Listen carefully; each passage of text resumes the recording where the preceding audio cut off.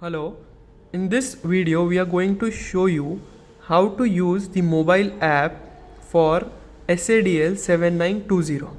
So, as I said in the previous video, this will be the home screen of your app. So, if you want to remotely unlock the app and you don't want him or her to give the password to the concerned person, so you just need to tell the person to press 9 hash from the lock. Once the user press 9 hash from the lock, you will get a request notification to open the lock remotely. Once you click to open remotely and confirm, the lock gets unlocked and the user or whosoever the concerned person is can get into the house. At the same time, you will get the information in your record showing that so and so person unlocked the lock using the remote unlock app.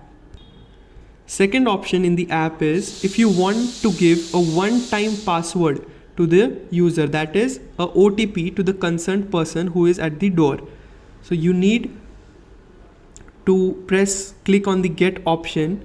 You will get a dynamic password which is only valid for 5 minutes. Then the concerned person at the door needs to press 9 hash. Then this password will get validated into the system.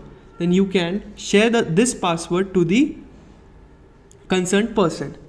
So the password is 775799997. So this lock gets unlocked. So this is the second feature of the lock. So the third function of the app is you can see the records and which user has unlocked the lock using what mode of unlock. You can even edit the records, the user. So for example, now it's showing that a user number 10 has used fingerprint unlock to open the lock on 27 December at time 12:12 p.m. So you can press on edit and you can assign the name to the user. So for example, I have assigned that this user has used to unlock fingerprint mode to the lock.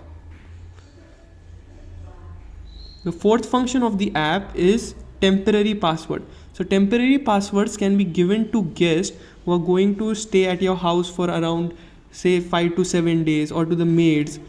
So basically what temporary password is, you can set up a temporary password, or you can ask the system to generate a temporary password.